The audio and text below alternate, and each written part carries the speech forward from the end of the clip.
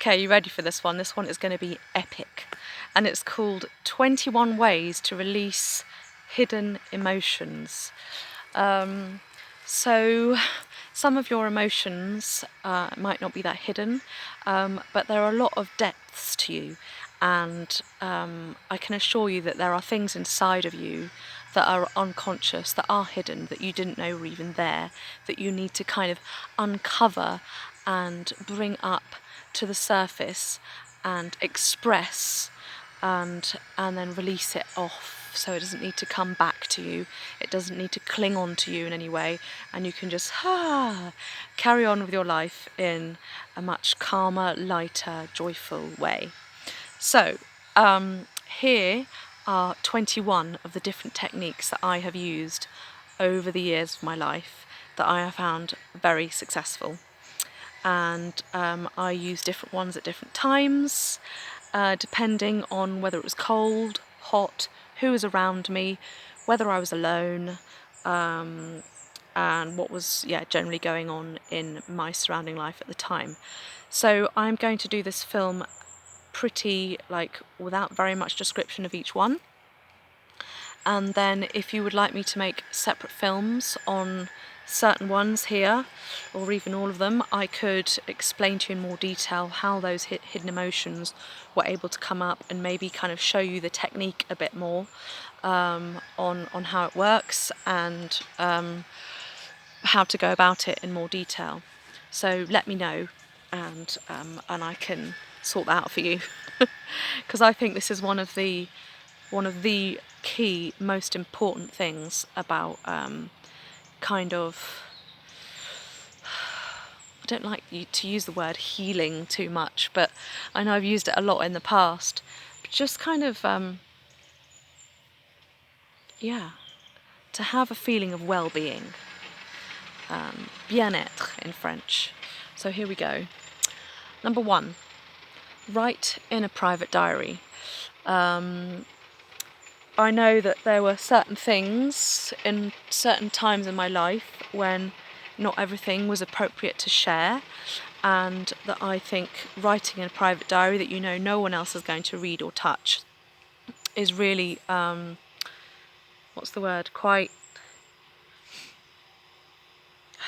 I can't think of the word, pause. I still haven't got the word, but anyway, this is my private diary at the moment. I've gone through a number of them throughout the years, and I just think it's really good to, if you kind of have things going around your head, you can just write it down, things that have come up that you feel are important to note down, and maybe there isn't a moment in your day when you can actually talk about that with people in your life. Just get it on paper, and there are times when maybe you've got like a really strong emotion or feeling that comes up, but you can't release it in any other way, so you just go to your book and you write it down. And then quite often I used to find that just writing it would help me bring up that emotion, and because sometimes it would be confused, but if I write it on the page and work it out, then you kind of come to these kind of moments of, oh yeah, okay, that makes sense, and then you're like, oh right, and then sometimes that can make you cry, or it can make you smile. It can do all sorts of different things to kind of release and bring up different hidden emotions and feelings from inside of you. So that's really, really, really important thing to kind of get a little rhythm going, maybe once in the day, either in the morning or before bed, or if things are going quite swimmingly, you could just do it once a week, or whenever you feel like it. If you're a bit more hotchy-potchy, then that's fine by me. Just do whatever suits you with your lifestyle, but writing things down is really, really handy. Number 2, dancing on your own or with your kids. Putting on whatever music you feel like and just moving your body to the tune, to the beat, to the rhythm. If you're on your own, I find you can not think about anything else, and you can just kind of get lost in the music, and it's a really nice way of just kind of releasing any physical tensions that are like stuck in your body. It helps you breathe better. And you're like, ah. And afterwards, if you've used up a lot of physical energy, it makes you feel much kind of calmer and just like settled. So that can be really nice. And if you're dancing with another person, then just having that eye contact and that connection with your daughter, with your husband, whoever it might be, a friend, then that kind of really boosts you and kind of makes you feel joyful and good. Yeah, and obviously there might be some physical contact with that person, so you might swing each other round or hold their shoulders or do some really silly moves with each other. And so yeah, that's a really good way of changing your mood or just kind of expressing yourself in a different way than you wouldn't have done if you hadn't got on that dance floor in your lounge or your bedroom or whatever, and gone for it. Number 3 is kind of similar, but singing on your own. So I would sing on my own. Quite often, I don't have any lyrics in my mind that actually are very clear. I'm not that kind of person, but I would have the tune. So I would just kind of sing basically whatever comes up, and quite often they'd kind of interlock, or sometimes it wouldn't be a song necessarily that I can say, oh yeah, that's a song that I know or have known or whatever. It's something that I'm just singing a tune that just comes from me, and it's just kind of coming out. And quite often they're the best because, for example, sometimes those songs can be really light and sweet and soft, and quite often that can kind of touch a certain part of you emotionally inside, and it might make you cry. Or sometimes you might feel frustrated or angry, or I don't know, you might sing a song quite kind of loudly or like more brusquely, and it just kind of releases a different kind of emotion from you. These are all things that I think I could talk about quite a lot, so I need to just keep it brief and move on.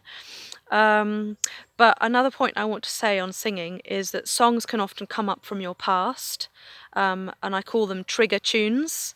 And I've had a lot of trigger tunes in my past, and they were connected to certain things that happened in my past that were really sad or difficult. And they would create emotional reactions, usually crying. And what I find amazing is that in time, those trigger songs might come up, but now I don't have an emotional reaction to that song. So for me, it's like I've worked through the emotion that was connected to that song, and it's gone. So now it's just like neutral, and it doesn't create a reaction. So for me, that is like cha-ching, big tick. I've uncovered that, released it, it's gone for good. Thank you very much. So that's brilliant. I'm now on number 4. Chanting a repeated mantra. Now, this can be really simple, like the sound Om. You could just chant that over and over again, and you can put a tune with it that just comes from yourself. And or it could just be like a one sound, and you just keep that going for a while, and that just the kind of vibrations that come up from your stomach, from your chest, from your throat, is it just can kind of build, especially if you do it for like 3 or 5 minutes or longer. Then this vibration kind of shakes every cell of your body and helps things to release and come out and express themselves in whatever way they need to. Another one that I really like that's very simple to remember and repeat is Om Namah Shivaya. Om Namah Shivaya. So you could even tap into YouTube, hear other people singing it, and then that might help you to repeat it yourself. And the nice thing about that is, yes, they do have meaning, but they might not mean much to you. And I think that can be quite beneficial, because like with singing songs from your trigger tunes from your past, those lyrics might mean something to you, whereas a repeated mantra or chant doesn't really mean anything to you, but it's doing something else to help release the emotions, and I think that's really beneficial, and I've used that quite often. Sitting in nature and doing it is really, really great. So the next one is talk to a good friend who listens. So yeah, a friend is someone definitely who listens. So you're not just going to be talking to a brick wall. So basically someone that you feel like you can open up, and that your voice is heard, and through the opening up, you're able to maybe dive in a bit deeper to what's going on inside of you, and they can maybe ask you questions that might help you go deeper inside of you to help you release whatever's going on inside that might be a bit stuck or hidden. So that's kind of pretty simple and obvious. But I suppose it doesn't necessarily have to be a friend. Some people out there don't have very many friends, but it can someone that you feel like you can trust, and that you have confidence, that won't necessarily go and tell the person that you're talking about or whatever, that it's in confidence, and that's important. Yeah, so that's really good, whether it's on the phone or in person. A fantastic thing to do. This next one's very different. A hot shower or bath. And I always find that being a good temperature, so if I'm warm enough, then that's going to feel so much better than if my body is cold, then I kind of shrink into myself and nothing's going to release, because you're just kind of almost turned to stone. But the effects of water and that kind of flowing aspect of water, I think really helps to kind of bring things up. And I've had many a good cry in the shower. If I feel like I've been holding something in for a number of days, and I've just had enough, I would just get in the shower, put it on nice and hot, give myself a good scrub, and then just let it all come out. Very successful. The next one, this one is really good for people who are maybe just on the beginning processes of learning to bring out stuck emotions and feelings, because some people are so blocked that they can't even cry, or so blocked that they can't deal with what's in there, and so you need help with that. So one-on-one therapeutic treatment can be really, really handy to kind of get you started, get you on that train of helping yourself. So yeah, that feeling of being really stuck or blocked, people can be like that, and it just really helps to release. So again, someone you can trust and feel confident in. And then quite often, like a massage or someone that manipulates you in certain ways, or whether it's energetically, quite often for a number of days after one of those treatments, you will feel emotionally weird, or really tearful, or really sad, or you just need to lie down, or you might feel a bit depressed, or it'll imbalance you and it'll do something maybe unexpected that you're not used to, but it'll get you on that kind of, then you can start putting all these other things into practice, so you can do it yourself without having to pay someone else to help you release your emotions. Okay, the next one is auto massage. So massaging yourself, whether that's on your feet, your legs, your hands, your arms, your stomach, your upper chest, your face, your neck, basically anything you can get to. It's quite difficult to get to your back yourself. You can have other people to help you with that. Oh, it's 7 o'clock. But yeah, auto massage, especially if you're kind of gentle with yourself, and you're not kind of forceful, so you're being compassionate and kind to yourself, then that can help just kind of, one, release physical tension, but also make you feel like, okay, I'm caring for myself, I'm looking after myself, and that can help you just kind of bring up different emotions from different places in your body.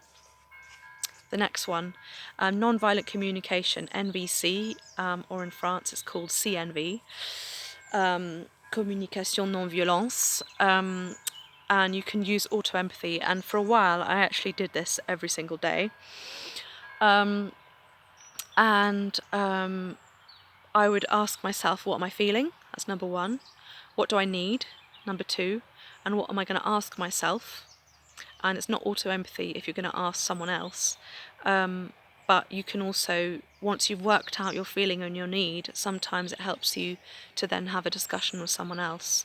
But auto-empathy is feeling, need and ask of yourself.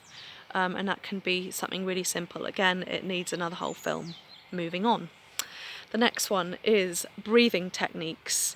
So there are so many different kinds of breathing techniques, and in yoga it might be called pranayama. It is called pranayama. But just, it could be something as simple as putting one hand on your chest, one hand on your stomach, and closing your eyes and just being aware of your breathing and just listening to your breath and just feeling it and noticing your hands moving in and out.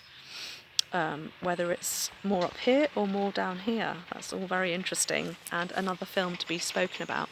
But breathing techniques are an amazing way to relax, and if you are able to adapt your breathing to be more healthy, more full, more relaxed, then that is going to change the way that you think and feel in your body as well. Another really good thing before I move on is breathing in through the nose and breathing out through the mouth. If you have a lot of stress, then breathing out through the mouth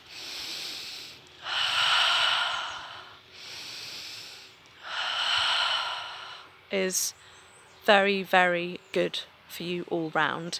And when you breathe out through the nose, for example, you're holding in some of that tension, you're not allowing it to release completely, because there's kind of sometimes, there's more pressure going out through the nose than letting it release much more easily through the mouth. So that creates a completely different feeling. So you can test those two out and see which one you prefer. And yeah.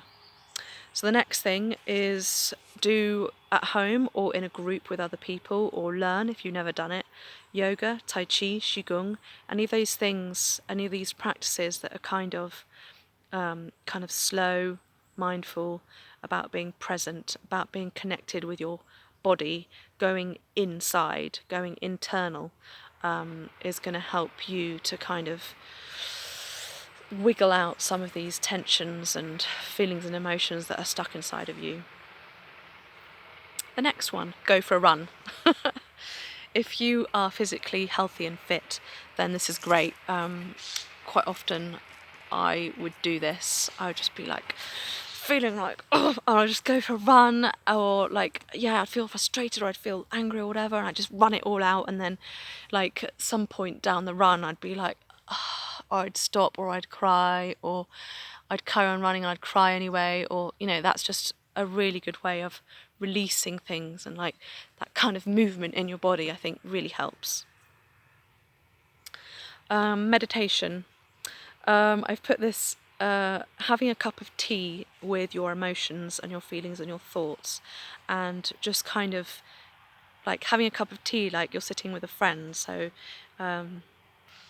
it's kind of having a kind of friendship relationship with your thoughts. So you're kind of observing what's going on through that sitting quiet time, that meditation, and then you're just watching stuff without judging what you're seeing or what you're kind of hearing in your head, and you're just allowing things to kind of flow through, because you can't really stop thoughts, but if you kind of have a look at it, it can quite often just move on to something else, and you're just aware that it's going on, and then you are being conscious and aware, and that is an amazing technique for allowing you to, it creates a new internal atmosphere, a new internal life, if you meditate regularly, every day. So yeah, I would recommend that to anyone and everyone, even if you don't have a mental illness. walk in nature. Even if you're really tired, you could go for a really short walk. Even if you have depression, it could just be in your garden, just getting out the house, or maybe you're not even walking, maybe you're just sitting on a swing or sitting with your back up against a tree and just literally allowing nature. And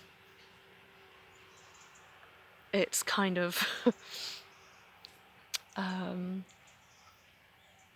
just kind of peacefulness to kind of seep into your pores and create change inside of you. And for me, that is one of the most powerful things, and a tool that I have always used right from the beginning, as going for a walk, just being in nature.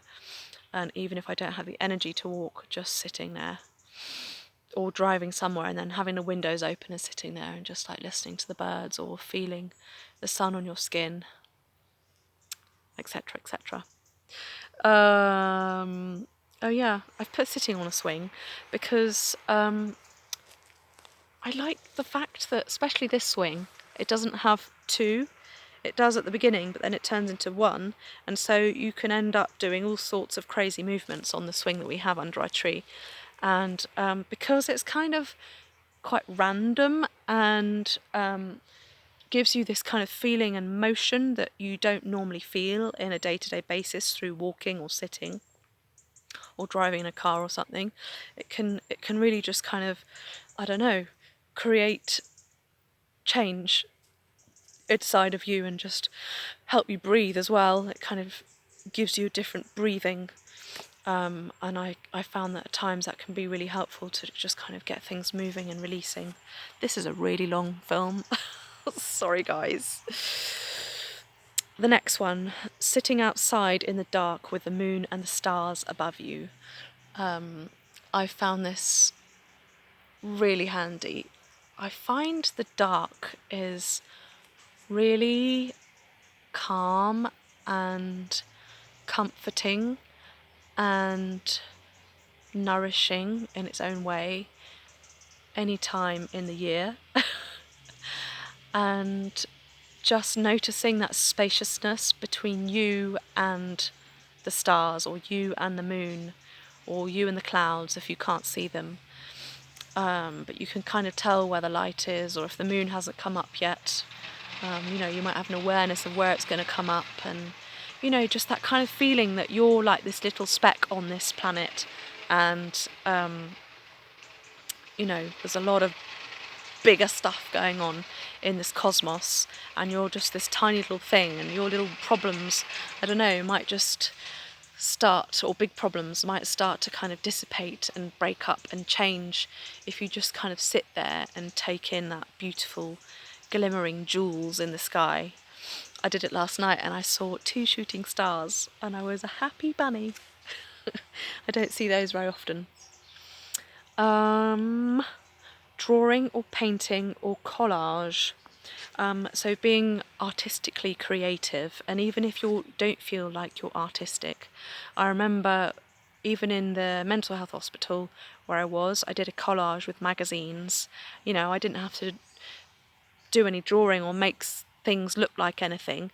I was just using the newspapers and the magazines to help kind of create a story and a kind of what meant something to me at that time, and I found it really therapeutic and kind of gave me something to focus on, and it kind of made me forget about where I was and being in this strange place and having all these problems and starting medication and all that craziness. So yeah, I found it really good, and it just kind of helped me channel my thoughts, and or even like maybe they're not that important, but what you're creating in front of you with that collage or that painting or that drawing is something that it's come from the inside of you. You're putting it down on the outside, and it helps you just release and express in a different way without words what might be going on the inside. So that's another really handy tip coming from me, Joanna. Next one. Cymbals, Tibetan singing bowls, gongs. These are all related to each other because they all vibrate your body tissues and muscles and bones from the outside in. And when I had a Tibetan singing bowl, someone stole it. I would put it on me, or I would put it in my hand, and I'd ring it at different levels of my body. Now I've got cymbals, and I do the same thing with my cymbals. I found that can help me breathe differently. I can feel like maybe something stuck, and if I keep on doing it, it can help release something that was stuck, and that can create a kind of emotional release in the body. Reiki, hands-on therapy. Now, there are lots of different kinds of hands-on therapy, but Reiki works on an energetic level and helps things flow better. I can do it to myself because I'm a practitioner, but I think anyone, even if you don't have, Reiki 1 or 2 or anything like that, you can just put your hands different places in your body, and that touch, even if it's just you doing it yourself, can be really helpful, just to kind of giving yourself that care and attention that you might need in a difficult patch, a difficult period of time. And if someone else does it to you, sometimes it can be more powerful, and it can help you just kind of get rid of things that you don't need to hold on to anymore, or it might help you to cry, or maybe not in the moment when you're doing the session, but maybe after the Reiki session, these things might come out, and you can get rid of it then. I've put listening to music that moves you. I did this a lot when I was not well, and I do a lot of lying down. And I had a couple of tunes that I really like to put on, and they'd be really kind of supportive, and they're usually very calm. Some of them had kind of yogic chants in them. So one of them was kind of the flute and the wind, and just very, very simple, like Buddha Lounge. It was one of those that I just really liked and kept listening to over and over again, and it just felt like it was doing something healing. And it would help me to either feel calmer or to release something, it just kind of felt like sometimes if you're feeling kind of alone, it can kind of help you feel like you've got this connection with something greater than you, or something added, something else is in the room. It's this sound, and or if it's like I had one that was really beautiful, this woman singing, and it was like she was singing to me, and it was kind of really deep, just kind of gets to the core of you, and I found that really helpful, and quite often would help release and make me cry, in a good way.